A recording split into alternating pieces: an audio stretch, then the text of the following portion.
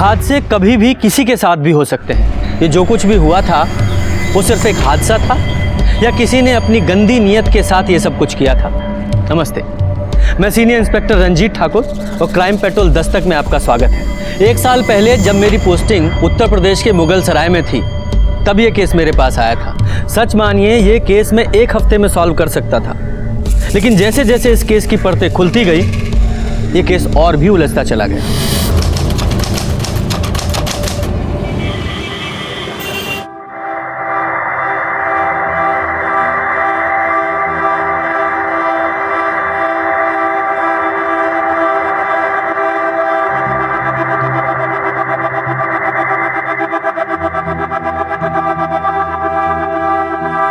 दुल्हन के माता पिता कहाँ हैं?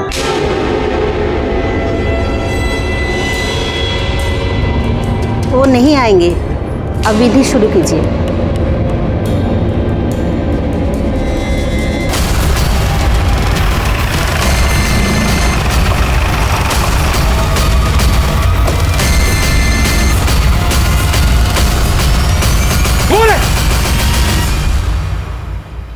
कमीना कहीं का हमारी बेटी को जबरदस्ती उठाकर शादी कर रहा है। नहीं सर, रुक्मिणी अपनी मर्जी से शादी कर रही है। ये अरे काहे के पीछे हटिए, हम है ना यहाँ। तुम बताओ, ये शादी तुम्हारी मर्जी के खिलाफ हो रही है? नहीं सर, ये शादी हम अपनी मर्जी से कर रहे हैं। अरे काहे की मर्जी? सर, ये हमारी नाबालिग बेटी को बहला फुसला रहा है। नहीं सर, हम नाबालिग नहीं है। हमने 2016 में 10वीं पास की थी। ये देखिए, हम 19 साल के हैं। अरे ये सर्टिफिकेट सब झूठा है सर। अब आप झूठ क्यों बोल रहे हैं? ये जब छोटी थी ना तो हम इसका दाखिला 5वें में करवा दिए थे सीधे। अभी 18 की भी नहीं हुई है। बहुत जवानी फूट रहा है तुम्हारा। अभी बताते हैं तुमको। रुकिए, रुकिए। कैसी बातें कर रहे हैं आप? आपकी बेटी है ना ये? आपके मुंह से ऐसी बातें शोभा देती हैं उसके लिए? और ये जो हमारे मुंह पे कालिख पोत रही है इसका क्या सर? ये देख रहे हैं, इसके पास सबूत है कि ये बालिग है। आपके पास कोई ऐसा सबूत है कि ये नाबालिग है? अरे इसे शादी करने से कोई नहीं रोक सकता। पीछे हटाइए ना, आप भी पीछे हटिए। चलिए आप कीजिए।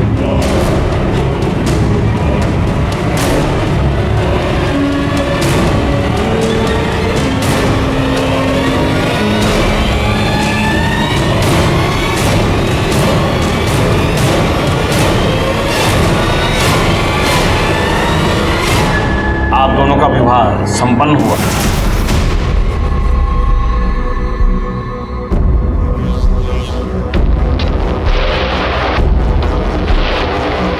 देखिए, हम समझ सकते हैं कि आपको बहुत तकलीफ हुई होगी। रुक्मिणी ने आपकी मर्जी के खिलाफ शादी की है, लेकिन हम आपको आश्वासन देते हैं कि हम इसका हमेशा ख्याल रखेंगे। अगर हो सके तो हमारे नए जीवन के लिए हमें आशीर्वाद दीजिए। ये क्या कर रहे हैं आप लोग? हमारा हाथ आपके ऊपर भी उठ सकता था, लेकिन रुक्मिणी के पिता हैं। आपकी बेइज्जती करेंगे तो उसको दुख होगा। तो हमको मारेगा? हमको मारेगा ये? पापा नहीं, छोड़ो। क्या है सब? अगर ऐसे गुंडागर्दी करोगे तो अरेस्ट कर ले जाओगे। सुन बेटा, खेल अभी खत्म नहीं हुआ, खेला तो अब शुरू होगा। निकलो, चलो चलो।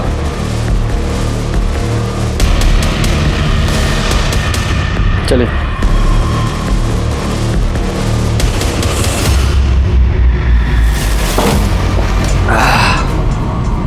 हम तुमको पहले ही बोले थे कि मार कर सालों को निपटा देते हैं, लेकिन तुमको तो आग लगी थी पुलिस के पास जाने की। जाओ। अरे हमने तो सोचा था कि पुलिस आके सारा खेल खत्म कर देगी, ये शादी रुकवा देगी, लेकिन छोड़ेंगे नहीं सालों ना, छोड़ेंगे ना। पंकज यार, थोड़ा जल्दी हाथ चलाओ यार। सुबह से कोई काम आगे बढ़ता ही नजर नहीं आ रहा है हमको।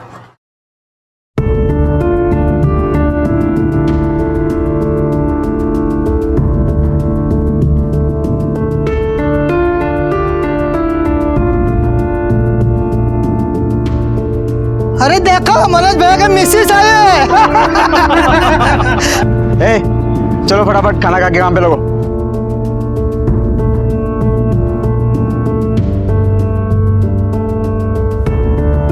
कैसा बना है? तुम खाई? हम खा लेंगे। अरे अभी खाओ हमारे साथ, हम खिलाएंगे तुमको अपने हाथों से।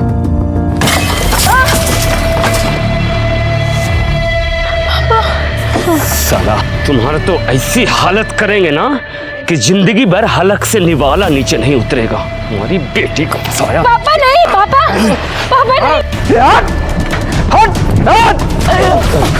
मेरे भाई को मारने की हिम्मत कैसी तुम लोगों की? छोड़ेंगे नहीं। अरे देख लेंगे तुमको, हम भी। जाओ, याद रखना। मनोज चल, निकलो। मनोज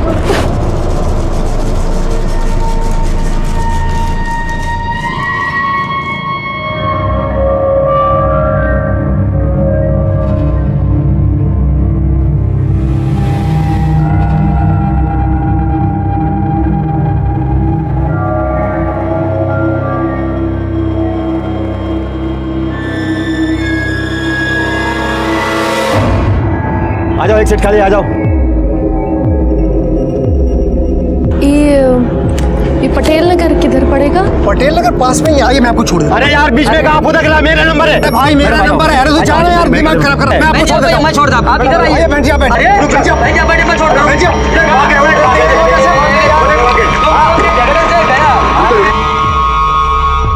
अरे अरे आग लग गई, आग लग गई, आग लग गई।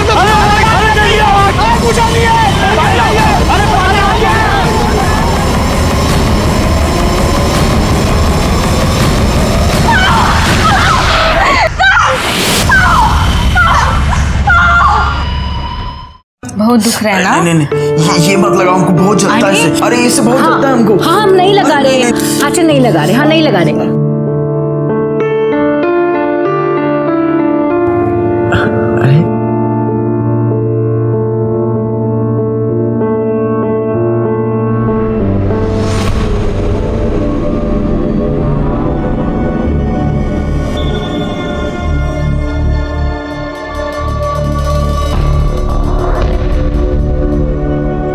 चाची, ये किधर पड़ेगा? बेटा ये आगे जाके दूसरी गली और तीसरा मकान।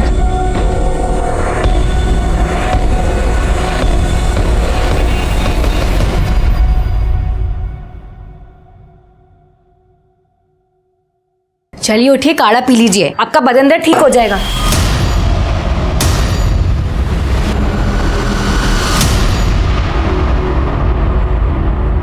लो भाई, सामान ले आए। खड़ा धनिया नहीं मिला।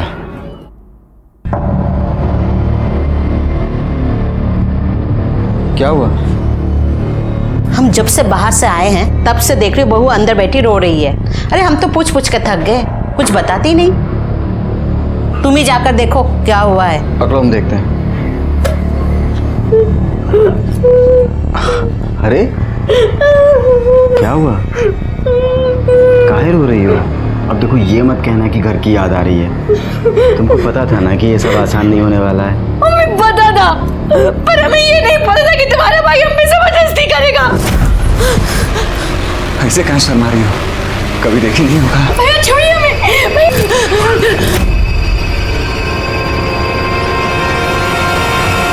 पागल हो गई है क्या? हमारा भाई हमारे लिए भगवान से भी बढ़कर है, उसके ऊपर इल्जाम लगा रही है तू। हम इल्जाम नहीं लगा रहे, हम सच बोल रहे हैं। झूठ बोल रही है। हम तो बीमार हैं, बाहर सो रहे थे। अच्छा, हम झूठ बोल रहे हैं? जब गंदा काम करने में शर्म नहीं आई तब मारने में काहे आ रही है?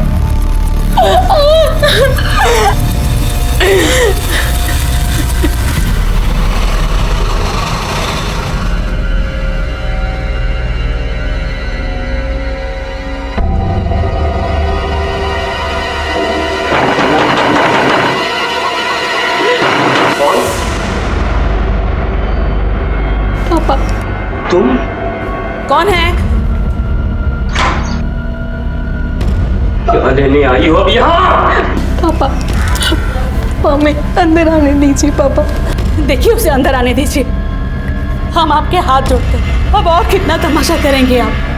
बेटी है हमारी, हमने कहा ना उसे अंदर आने दीजिए।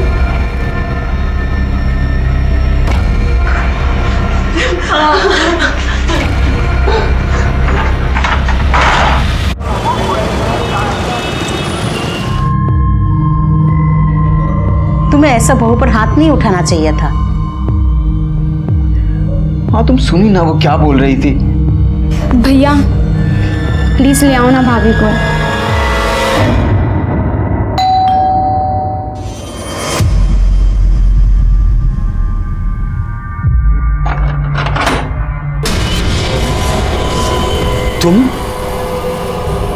तुम यहाँ क्या कर रहे हो? चले जाओ यहाँ से, नहीं तो यही जिंदा जमीन में गाड़ देंगे। निकलो निकलो यहाँ से। अरे ये क्या कर रहे हैं? भगवान के लिए बस कीजिए, ये दामाद जी है हमारे। जो हुआ सो भूल जाइए, हमारी बेटी की जिंदगी बर्बाद मत कीजिए। हम रुक्मणी को लेने आए। रुक्मणी को लेने आए? दोबारा ये गल देखिए एक बार मेरी बात मान लीजिए। रुक्मणी के लिए, मेरे लिए।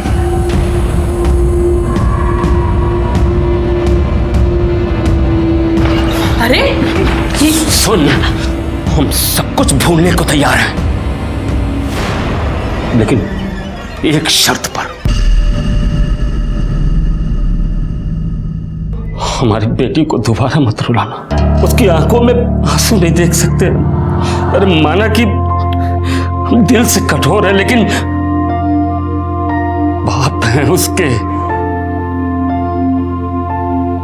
तुम क्या देख रही हो? अरे दामाद जी पहली बार आए हैं, कोई अच्छा खाना बनाओ।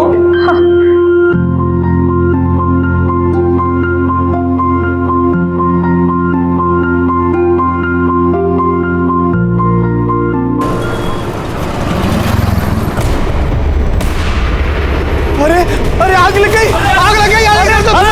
जल्दी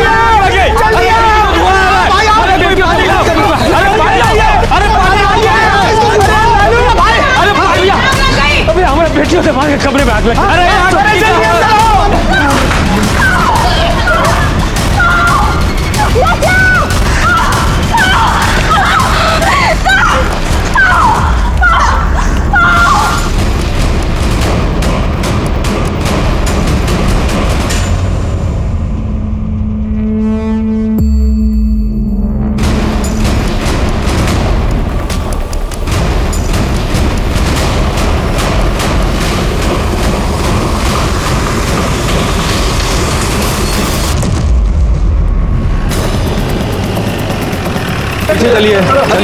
चलिए पीछे सर 2 लोगों की बॉडी थी, मनोज और रुक्मणी। काफ़ी बुरी तरह से जल गए थे। मनोज की तो मौका वारदात पर ही मौत हो गई। रुक्मणी को हॉस्पिटल भेज दिया गया। ये रही सर मनोज की बॉडी।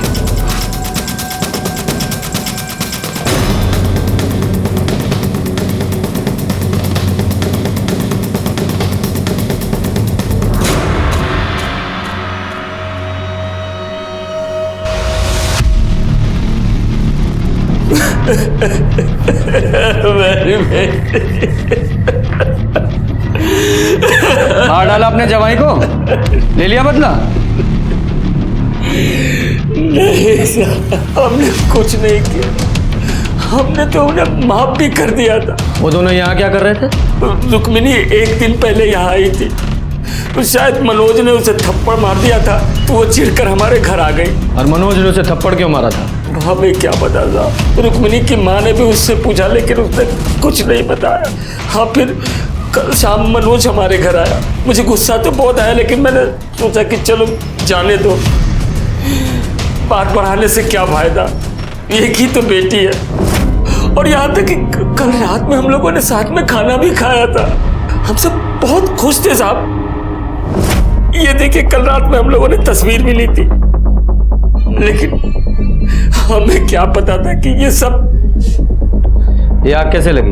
हमें नहीं पता साहब। हम तो रात में सो रहे थे, तभी रुक्मिणी के कमरे से चीखने की आवाज आई। फिर उसके कमरे से धुआं निकलने लगा। पड़ोसी आए और उन्होंने दरवाजा तोड़ा, और उसके बाद। सच बोल रहा? सच बोल रहा हूँ। पर दिखाई नहीं दे रहा, क्योंकि मनोज से तो तुम बहुत नफरत करते थे। लग नहीं रहा सच बोल रहे हो। सच बताओ क्या हुआ था, वरना जेल में डाल के सड़ा दूंगा।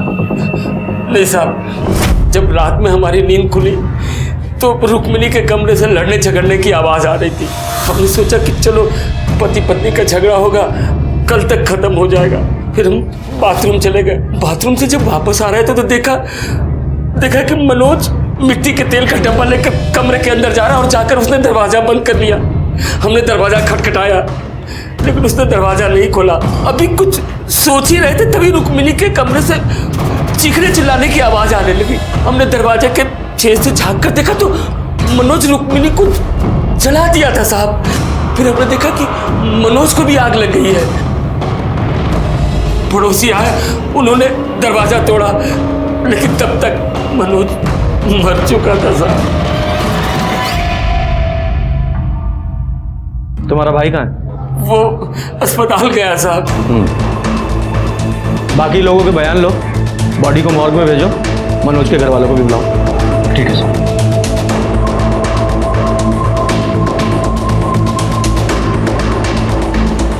साहब एक मिनट बात करनी है आपसे। बोलिए। हमारा नाम सूरज है। हाँ। और ये हमारा बेटा गोपाल। हम बसेसर के बगल वाले घर में ही रहते हैं। इधर? हाँ। हमारा बेटा गोपाल आपको कुछ बताना चाहता है। हाँ बेटा बताओ। सर, हमारी खिड़की से रुक्मणी दीदी का रूम दिखता है। कल रात देर तक हम जाग रहे थे, हमारी टेस्ट थी इसलिए हम पढ़ रहे थे, तो हमने सुना तो रुक्मणी दीदी किसी के साथ झगड़ रही थी। हमने देखा भी तो वो कोई आदमी था, उसने डब्बे से उनके ऊपर मिट्टी का तेल डाल दिया और गुस्से में उनको जला दिया, पर उन पे भी आग लग गई। वो तो बाहर भाग रहे थे, मैंने ही जाके पापा को जगाया था। साहब हम तुरंत दौड़ के बाहर आए थे और तब तक तो। बेटा हाथ इधर लाओ। इतने बुरी तरीके से किसने मारा था? वो मास्टर जी ने। इतने बुरी तरीके से? अगर तुम चाहो तो उनके खिलाफ कंप्लेन कर सकते हो, मैं कार्रवाई करूंगा। साहब शिकायत की कोनो जरूरत नहीं है। अब ये बच्चा है, गलती हो गई इससे, होमवर्क नहीं किया तो मार तो पड़ेगी।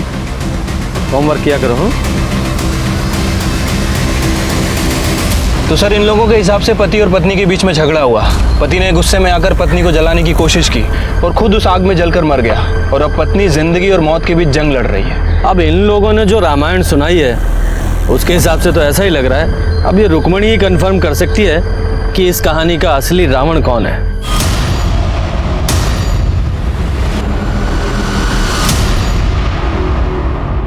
सर रुक्मणी कुछ भी बता नहीं सकती, वो कुछ बोलने की हालत में है ही नहीं। उसका बदन पूरी तरह से जल चुका है, अभी बेहोश है।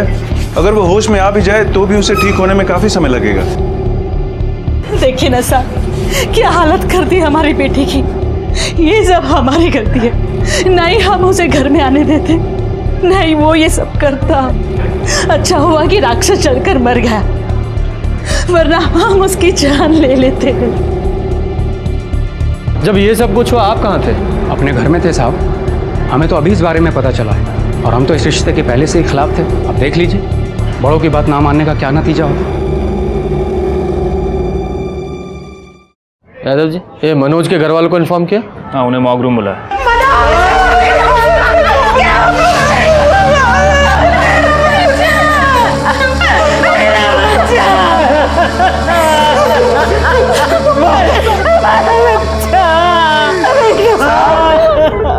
उस प्रोफेसर ने हमारे भाई को मारा साहब, छोड़िएगा मत साहब उसको। आप शांत हो जाइए। देखिए बॉडी में तो और कुछ बचा नहीं है, लेकिन हमें बॉडी में एक कड़ा मिला है। आप पहचानते हैं इसे? साहब ये कड़ा मनोज का साहब, उसके पिछले जन्मदिन पे हम उसको गिफ्ट में दिए थे साहब। साहब ये सब कुछ उस रुक्मिणी के बाप ने किया साहब। उसने हमारे भाई मनोज को मार डाला साहब। मंदिर में देखा था ना आपने, कितना गुस्सा भरा था उसके अंदर। और उसके बाद मनोज जिस कंस्ट्रक्शन साइट पे काम करता था वहां अपने गुंडों के साथ पहुंच गया था। वो तो ठीक टाइम पर मैं और कुछ लेबर आए तो बीच बचाव किया, नहीं तो हमारे भाई को उसी दिन मार डालता वो साहब। जब इतना गुस्सा भरा था तो अचानक मान कैसे गया वो? जब इस बसेसर ने मनोज के साथ कंस्ट्रक्शन साइट पे मारपीट की थी तो आप लोगों ने पुलिस कंप्लेन क्यों नहीं की? हमने उससे कहा था बात ना बढ़ाए, रिश्तेदारी वाली बात थी। अब बेटी भाग जाएगी तो गुस्सा तो आएगा ना। इतना गुस्सा कि हमारे बेटे की जान ही ले ली। ये रुक्मणी के घर वालों ने हमें बताया कि मनोज ने रुक्मणी के साथ कुछ मारपीट की थी और इसलिए वो अपने मायके आ गई थी। ये बता सकते हैं पति पत्नी में किस बात को लेकर झगड़ा हुआ था? साहब पति पत्नी तो लड़ते रहते हैं, कौन सी बड़ी बात है। और मनोज थोड़ा गुस्से वाला था और रुक्मणी बहुत जल्दी चिढ़ जाती थी। बात क्या हुई थी साहब हमें कुछ नहीं पता। हमें बिन बताए उसने गुस्से में अपने मैके जाके बैठ गई। साहब हमने मनोज से कहा था उसे मना ले आए। साहब हमें क्या पता था, हम खुद ही मेरे बेटे को मौत के मुंह में भेज गए। क्या फिर से नौकरी छोड़ दी? तुम्हारे पैर में चक्री लगी है क्या? किसी नौकरी पे टिकते ही नहीं हो। तुम उसकी छोड़ो, वो मैं देख लूंगा। हाँ, बाद में बात करता हूँ। मेरे छोटे भाई को ना पहले मेरी शादी करनी है, फिर नौकरी करनी है। सही तो कह रहा है सर। अच्छा, तुम भी उसी का साथ दोगे? अपडेट बताओ। सर ये मनोज की पीएम रिपोर्ट है सर।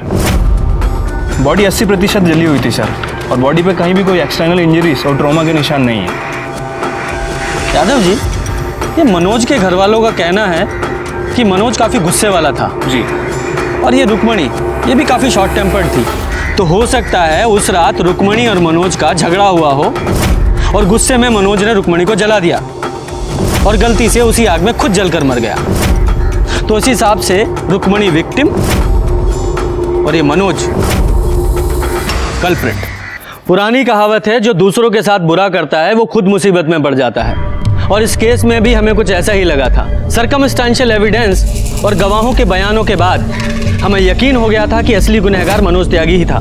उसने ही अपनी पत्नी रुक्मणी को जलाकर मारने की कोशिश की थी, जिसमें वो खुद जल गया था। डॉक्टर्स ने हमें बताया कि रुक्मणी की हालत को ठीक होने में कम से कम 2 महीने लगेंगे, उसके बाद ही हम उसका बयान ले पाएंगे। अपनी जांच पूरी करते हुए हमने रुक्मणी का डीएनए उसके पिता बसेसर से और मनोज का डीएनए उसकी माँ कविता से मिलाया, जो मैच हो गया। लेकिन तभी इस केस में हमारे सामने कुछ ऐसा आया जिसने हमारे होश उड़ा दिए।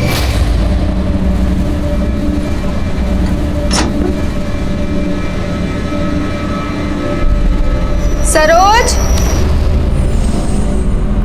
जल्दी नीचे आ सरोज। अरे कहाँ रह गई थी सरोज? जी अम्मा जी, वो हम छत पर ना कपड़े सुखा रहे थे। अच्छा सुन, बाहर बिरजू आया है, उसका हिसाब देख ले जरा, ठीक है? अच्छा सुन, 1 मिनट रुक।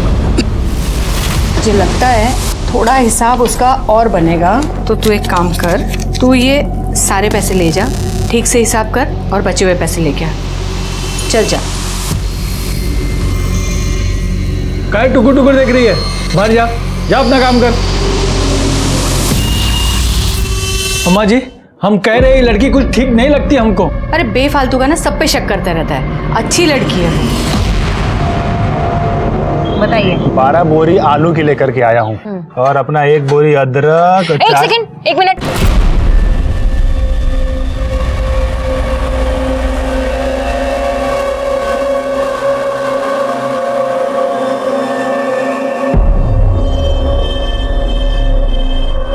क्या ये काहे ऐसे बत्तीसी दिखा रहे हो हमें? हाँ, ये लो, काम करो, काम पे ध्यान दो।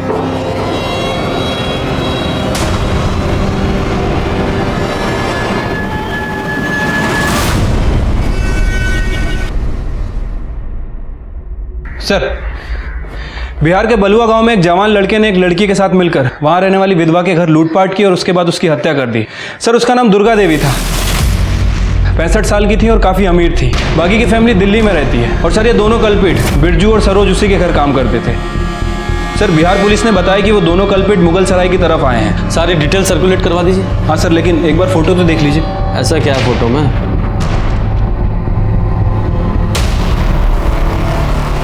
ये तो रुक्मणी जैसी लग रही है, लेकिन वो तो हॉस्पिटल में है।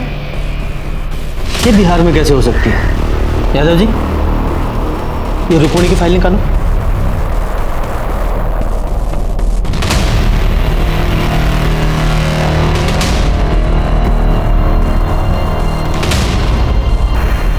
देखिए सर, दोनों के हाथों पर बिल्कुल सेम जगह ही टैटू है। हाँ, लेकिन इस फोटो में टैटू थोड़ा क्लियर नहीं है, लेकिन है एक ही जगह पर। Good job Yadav ji. अब इस रुक्मणी से मिलने का वक्त आ गया है, चलो।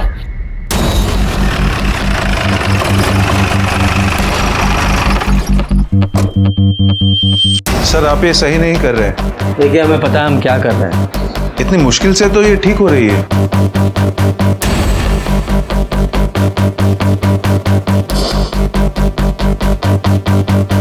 देखिए, मैंने पहले ही कहा था, अगर यहाँ पे कोई टैटू होता तो बुरी तरह से जल चुका होगा। डॉक्टर साहब, क्या कोई और तरीका नहीं है जिससे ये पता लग जाए कि पहले यहाँ टैटू था या नहीं? जी नहीं, क्योंकि स्किन के पिगमेंट्स जल चुके हैं। अब इसे पता लगाने का कोई तरीका नहीं है। एक तरीका है, बिहार चलना होगा। शायद वहीं चलकर इस सरोज और रुक्मणी की पहेली सुलझे।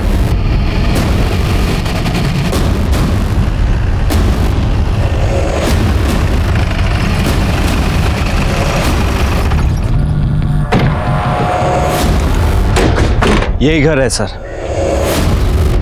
और ये पुलिस वाले यूपी से आए हैं साहब। तुमने जो बयान हमको दिया था, तुम्हारे मुंह से सुनना चाहते हैं। वो क्या है कि तुम्हारे अम्मा जी के कातिलों का पता लगाना है ना। छोड़ना मत साहब उनको।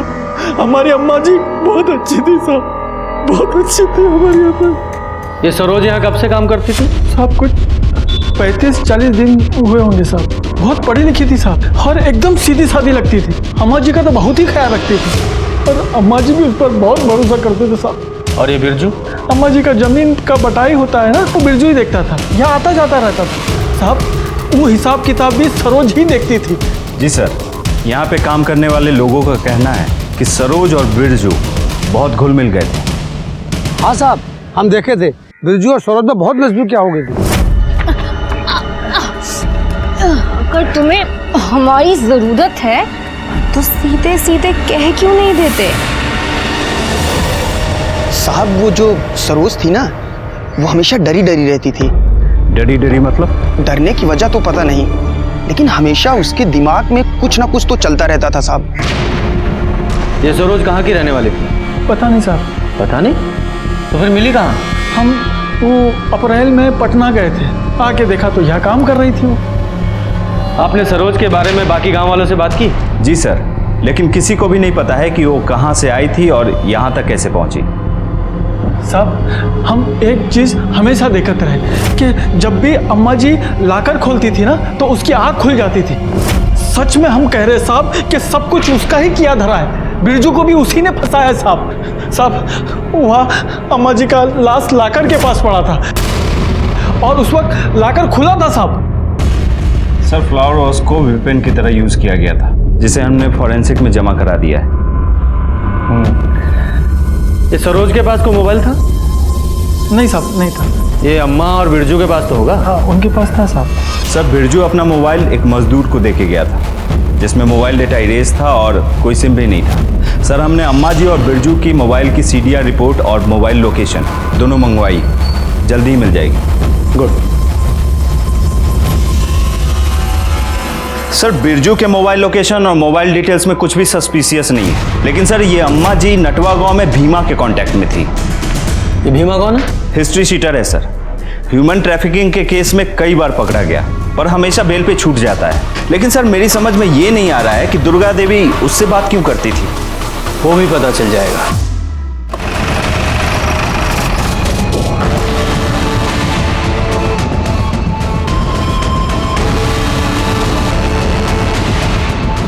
सर, यही घर है भीमा का।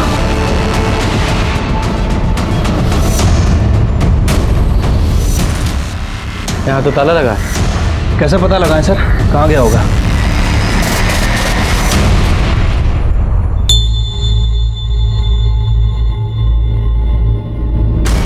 तुम भीमा, रुको।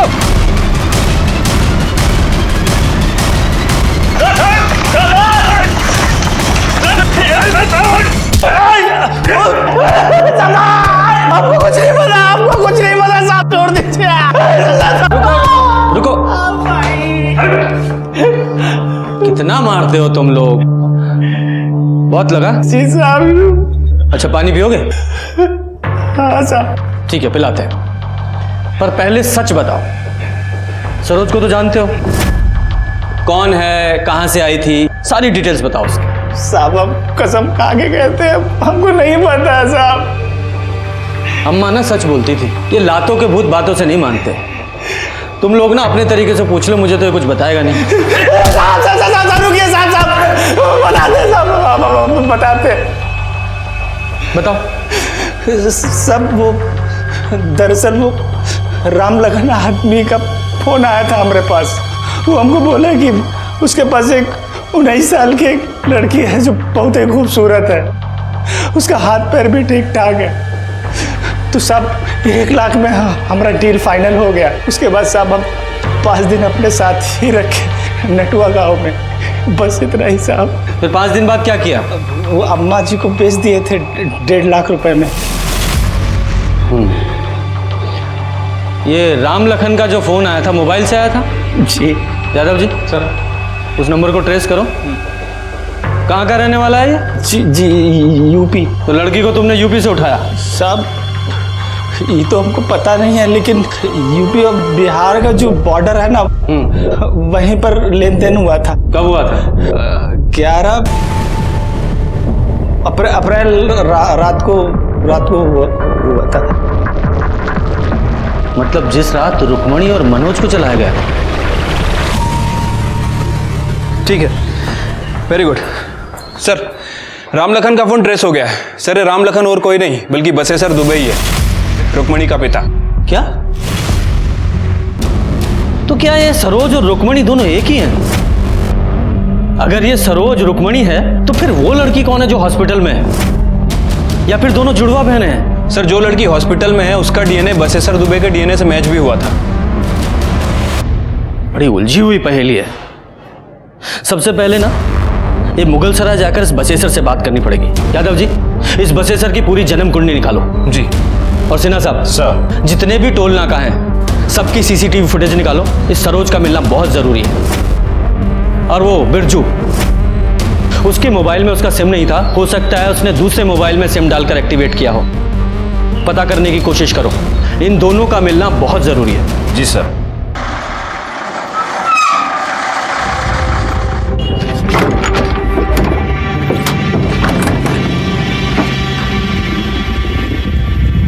सुनिए, हम ऐसे कब तक इधर उधर भागते रहेंगे? हम जाने ये सब कब खत्म होगा। देखो तुम ज़्यादा परेशान मत हो, बस थोड़ी देर का तो बात है। हम आज रात को बनारस से गाड़ी पकड़ेंगे, उसके बाद निकल जाएंगे। फिर हमको तो कोई टेंशन नहीं है वहाँ पे। चलो हमें बहुत भूख लग रही है और हमारा गला भी सूख रहा है। गला तो हमारा भी सूख रहा है, लेकिन करे क्या? एक काम करो, आओ तुम इधर आओ, तुम यहाँ बैठो, हम तुम्हारे लिए कुछ खाने को लेकर के आते हैं। जाना मत यहाँ से कहीं।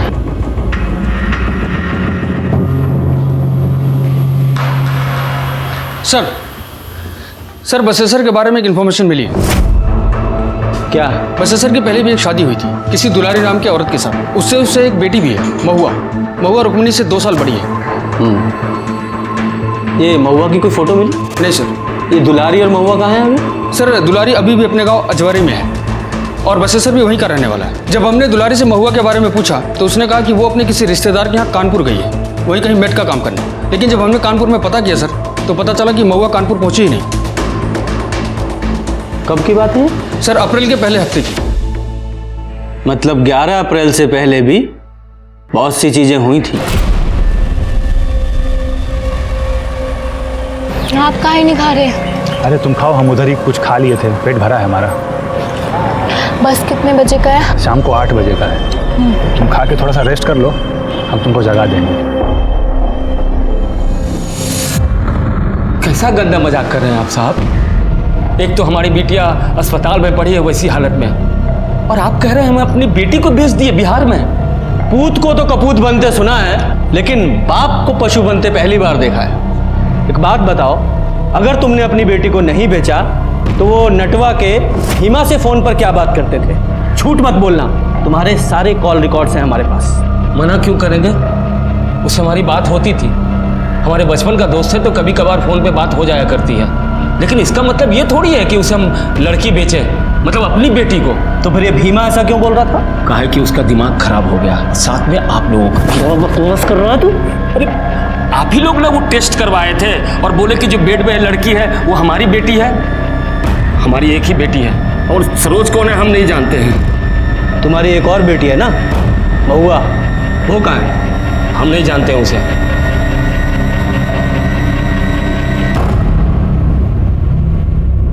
ठीक है, जाओ।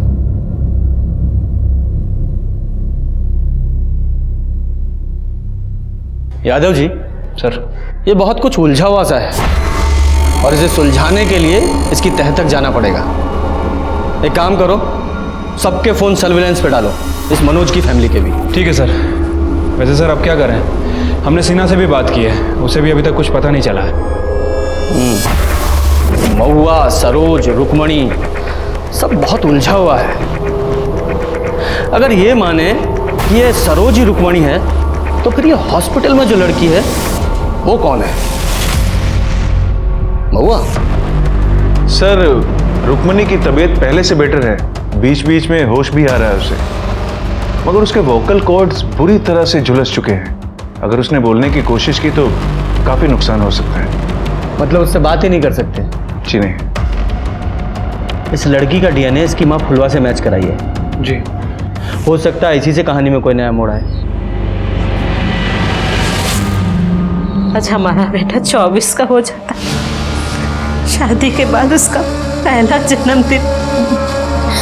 माँ, अब रो मत, अभी तो हमारी हिम्मत हो।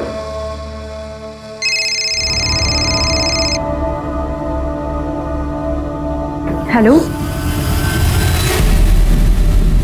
सर, अभी भी मनोज की बहन नीला को किसी ने फोन किया सर। ये सुनिए सर।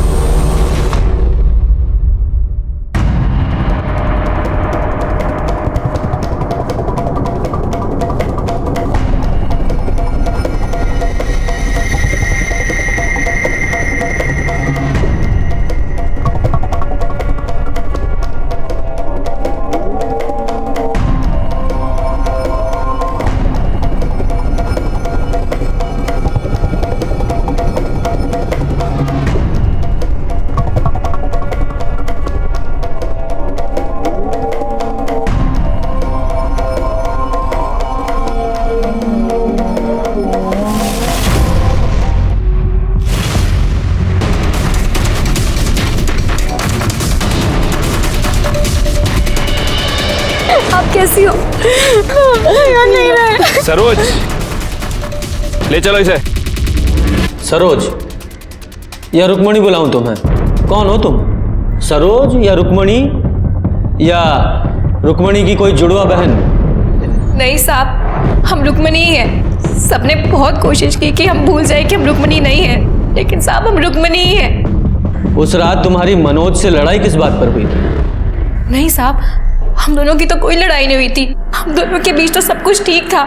हम दोनों ने खाना खाया, उसके बाद हम सोने चले गए। फिर अचानक से आधी रात में किसी ने हमें कुछ सुंघाया और हम बेहोश हो गए। हमने भागने की कोशिश की, लेकिन अम्मा जी बहुत अच्छी इंसान थी, वहां में कोई परेशानी नहीं थी। पर साहब, हम वहाँ कैसे रहते? हमें तो अपने पति के पास जाना था। हम मनोज से बहुत प्यार करते थे साहब। हमारे पास कोई फोन भी नहीं था जिससे कि हम मनोज को फोन कर सके। वहाँ हर वक्त हम पर सब लोग नजर रखते थे साहब। ऐसा लगता था जैसे हमें वहाँ कैद करके रखा हो। फिर हमें एक आदमी मिला वहाँ पे, बिट्टू नाम का। वो अम्मा जी की जमीन पे बटैये पे काम करता था। हमने उससे जानबूझकर दोस्ती की। हमने बिरजू से कहा कि हमें यहाँ से भागना है। उसने कहा उसके लिए हमें पैसे चाहिए होंगे। हम दोनों ने मिलकर एक योजना बनाई कि तिजोरी से सारे पैसे निकालकर हम भाग जाएंगे।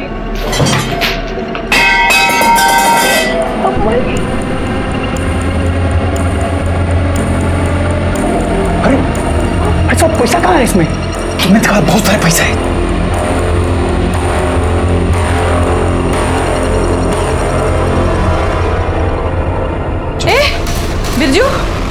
क्या कर रहे हो यहाँ पे?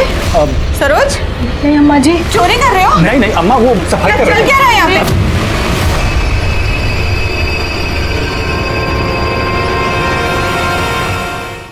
तो तुम यहाँ मुगल सराय आना चाहती थी मनोज के पास? हाँ साहब, पर हमें पता चला मनोज।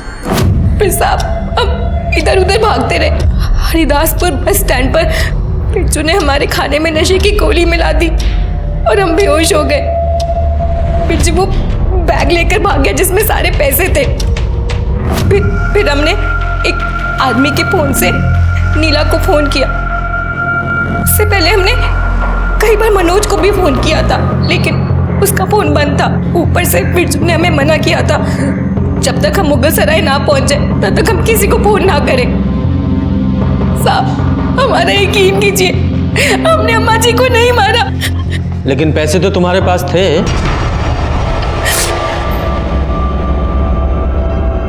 हाँ साहब,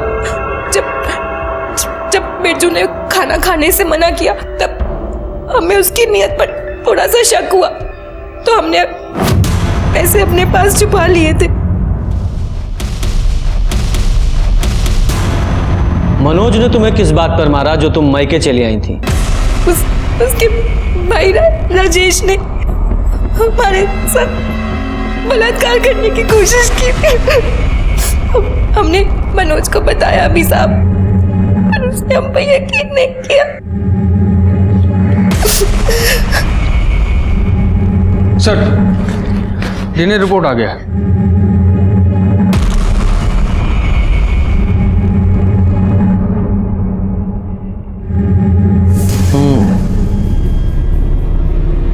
मुझे तो उसी दिन उस बसेसर के पड़ोसी सूरज पर शक हुआ था।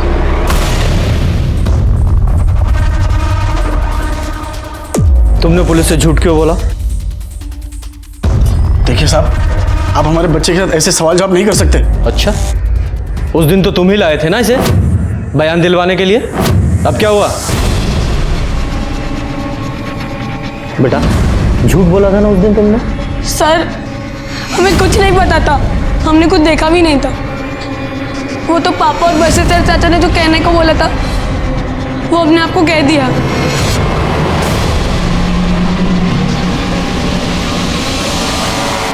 हमने तो मना भी किया था, इन्होंने हमें छड़ी से मारा था।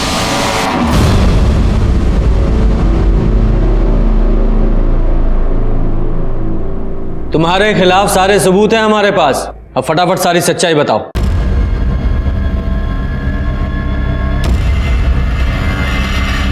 रुक्मिनी ने मनोज से शादी करके हमारा बहुत खून जलाया था। हम उससे बहुत गुस्सा थे। हमने सोचा था कि उसे भीमा के हाथों बेच देंगे, लेकिन जब सोच ही रहे थे तो वो अपने ससुराल से लड़ झगड़ कर खुद ब खुद हमारे घर आ गई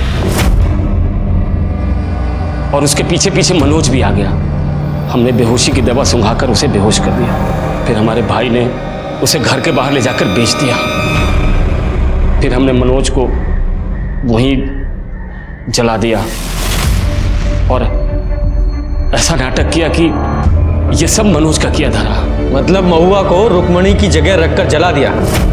क्या करते, दुलारी ने उसे कानपुर भेजा था और वो हमारे पास आ गई। 4 साल की थी जब उसे छोड़कर आए थे, लेकिन उसको तो हमारे घर पर ही रहना था। इतनी सुंदर भी नहीं थी कि कहीं शादी कर देते या बेच देते। उसे अपने भाई के घर रखा। जिस रात हमने रुक्मिणी को बेचा तो हमने सोचा क्यों नहीं महुआ को रुक्मिणी बनाकर इससे भी पीछा छुड़ा लिया जाए। इसलिए उसे बेहोश कर मनोज के साथ जला दिया, लेकिन वो बच गई। शर्म आती है तुम्हारे जैसे इंसान को पिता कहते हुए। अपने स्वार्थ और अहंकार के लिए अपनी 2 बेटियों की जिंदगी बर्बाद कर दी। रुक्मणी ने अपने परिवार से लड़कर मनोज से शादी की थी और मनोज के भाई राजेश से जब हमने इसके बारे में पूछा तो उसने पहले तो इनकार किया, लेकिन कड़ाई से पूछताछ करने पर उसने स्वीकार किया कि हाँ, उसने रुक्मणी को मॉलेस्ट किया था। कुछ दिनों बाद सिन्हा ने बिहार में बिरजू को पकड़ लिया और बिरजू ने कबूल किया कि उसने ही दुर्गा देवी का खून किया था। क्या मनोज को दस्तक नहीं मिली थी कि जो बसेसर रुक्मणी और उसके खून का प्यासा था वो अचानक ही बदल कैसे गया? अगर मनोज ने इस दस्तक को पहचान लिया होता तो ये सब कुछ नहीं होता। इसी के साथ मैं सीनियर इंस्पेक्टर रंजीत ठाकुर आपसे विदा लेता हूं। फिर मिलेंगे। सतर्क रहिए और देखते रहिए क्राइम पेट्रोल दस्तक, क्योंकि मकसद बताना नहीं, बचाना है। जय हिंद।